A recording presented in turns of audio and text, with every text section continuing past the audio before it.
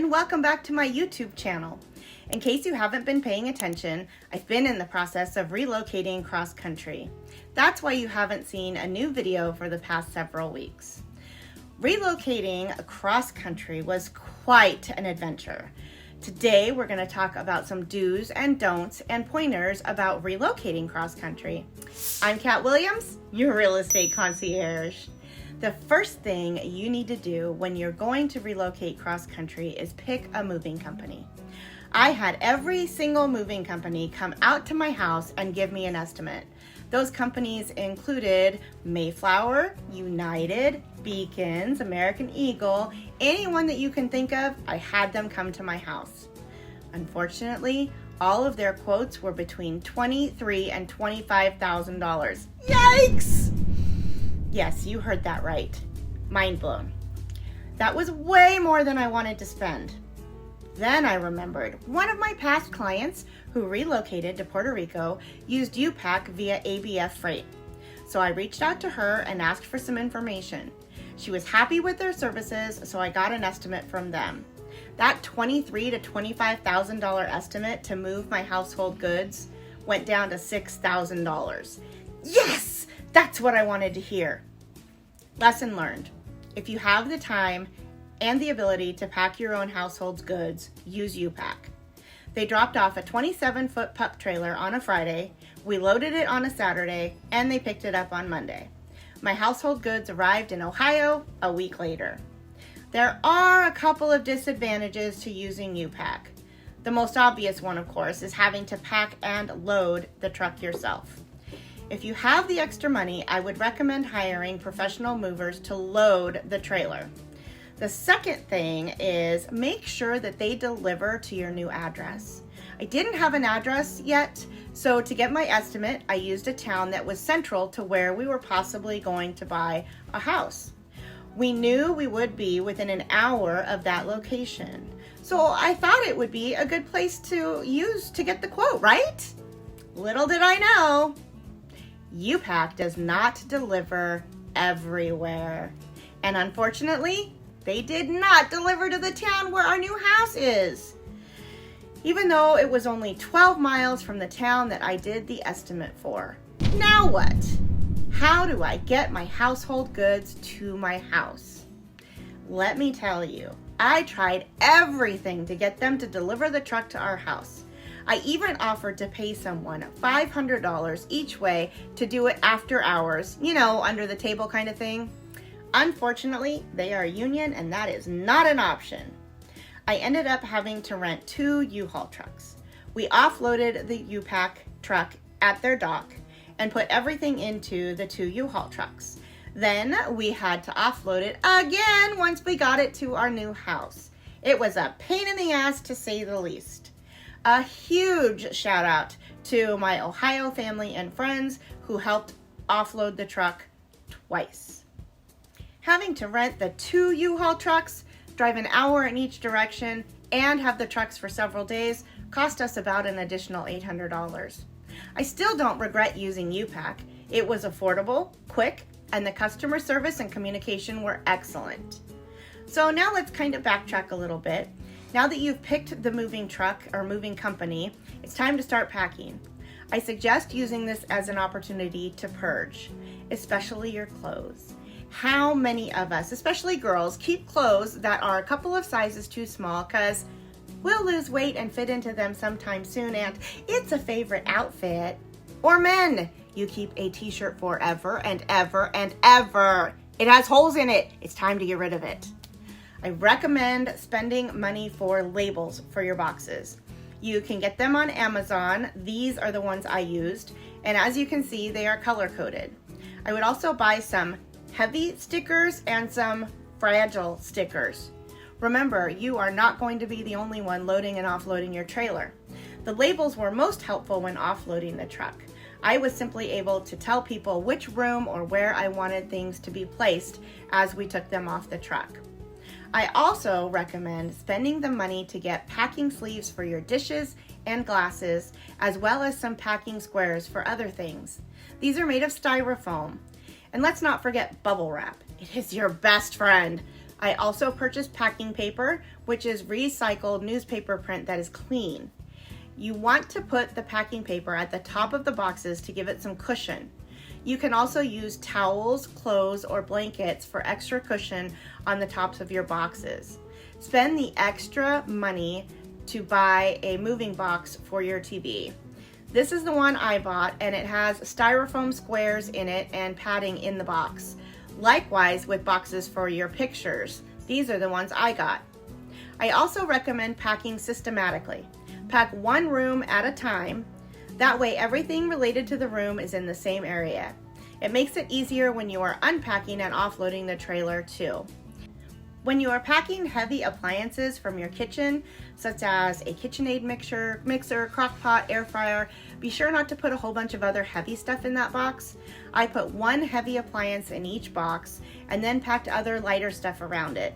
After all, your KitchenAid mixer is heavier enough all by itself. Even though you have those stickers for each room to go on each box, still mark what is in each box, like your KitchenAid mixer, silverware, things like that. Even though we did that for the most part, as I'm writing the script, I still cannot find my dishes or silverware. I've been here for 3 weeks, mind you. Don't forget about your cars. You have to make a way for your cars to get to your new location. My husband was in Ohio 2 months before I was. He didn't drive out, he flew out. So I had 2 cars to get to Ohio. We scheduled the shipping of one vehicle and I drove the other. I used All American Trucking and Transport. Their number is 650-777-0933 or www.moveauto.com. I was very happy with the service and my car arrived safely with no additional damage. And then next is your utilities. Don't forget about those. A couple of weeks before you are scheduled to arrive, be sure to schedule your utilities. The utilities in your current home need to be shut off, and the utilities in your new home need to be turned on. If you work from home like me, as a real estate agent, you need to have your internet up and running before you get there. But remember, you cannot do anything at your new home prior to closing. So what I did is I arranged to have the internet connected the day after we closed. If closing needs to be extended for some reason, you can always change the installation date. Loading the trailer is another crazy experience for me. Well, now we're all packed and the moving trailer has arrived.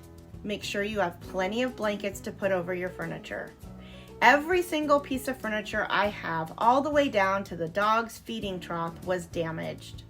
Unfortunately, some of it was really bad. This was due primarily to how the truck was packed. Yes, we used blankets and sheets to protect things, but the truck simply wasn't packed right. This is where I have some great advice for you. Lessons learned from my experience. Use ratchet straps or something to secure the blankets and keep them in place after you've placed them over your furniture. Don't use thin sheets. Use an actual blanket or purchase moving blankets if you have the extra money. I had spots on my furniture that were rubbed raw because the padding was too thin or because the blanket shifted. Like I said, every single piece of furniture that I have was damaged in some way, shape, or form. Of course, if you hire professionals to load the truck, that might also eliminate or at least reduce the possibility of damaged furniture. They know what they're doing. I never would have imagined the damage that was done to my furniture could have happened. Remember, you want to load the heaviest pieces of furniture first. We loaded my upright piano, china cabinet, and a few other things first. Then the next layer should be 5 to 6 feet of boxes. Have someone who is really good at playing Tetris load your trailer if you're not using a professional. Remind that person that heavy boxes need to go on the bottom and the lighter boxes can go on top. You may think that's common sense, but I had someone stack heavy boxes up high, which made it very difficult to unload the trailer. After 5 to 6 feet of boxes, you want to have another layer of furniture in place to secure the items in the boxes. Remember to use some ratchet straps to hold everything in tight with each layer. Don't forget the moving blankets. Even your refrigerator and your stove, if you are taking them, the dishwasher, washer and dryer, everything needs to be covered unless you don't care if it's damaged. You may think that everything is in there nice and tight and everything is covered up by blankets, but if that blanket is not secured, there will be damage. Think about a semi-truck going down the road and how much shifting and rattling is going on in that trailer. Even worse if it's shipped on a train. My second layer of heavy was my appliances. Refrigerator, stove, washer, dryer. Once those are packed and in place, secured with ratchet straps, add another 5 to 6 feet of boxes. Then the last of your furniture on the end, and ratchet strap everything in. There are bulkhead doors that you can push up against your furniture so that anything that has shifted will not fall on you when you open the trailer to unload. Wow, now we get to actually unload the trailer. Now that all of your household goods are here in your new state, for me, Ohio, it's time to offload. The more hands you can have, the better. What took us 7 hours to load only took us 2.5 hours to offload because we had so many people helping us out. You should be directing traffic. What I did was I pulled as many boxes down as I could and I handed them to people. I told them where the boxes needed to go, have people put the boxes in the rooms that they are going to ultimately belong in. You systematically packed everything, now systematically offload. It will make it so much easier in the long run. Make sure that you have someone who is strong offloading those heavy boxes, especially if they are up high.